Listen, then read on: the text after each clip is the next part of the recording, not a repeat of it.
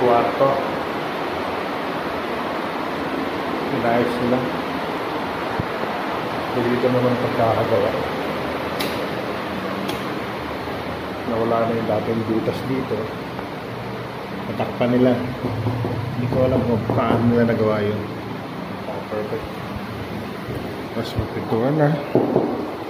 Ayos na mga tapal-tapal. May ito na sariling suso. May doorknob. Bintana. Ito yung bintana dito sa taas. Kung open lang sana ito, pwede kong akitin yung bubong. Yung aking tindahan. Lumang-luma na. Tigas na. Ito sa second floor. Yan po yung base. Basahan lang po yung nakikita nyo po. Crack lang po yung mga salamin.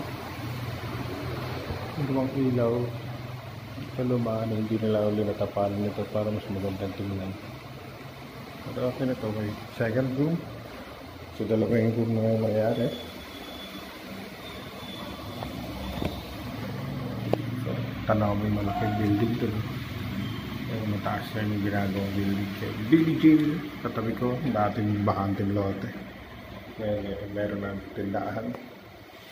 So tanaw mo yung kabila.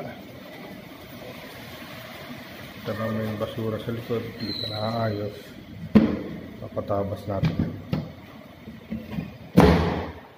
Nagana pa naman yung mga bintana. Finished product na. Pwede na siyang malipatan. Pero na ako sa dalawang kwarto tayo. Isa sa baba. Dito pwede kami mag-stock sa baba ng sana dito na ako malubulit sa baba.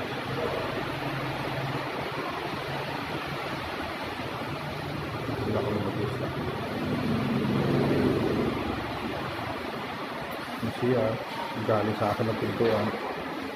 Ito na. Nice. Nalipad dito.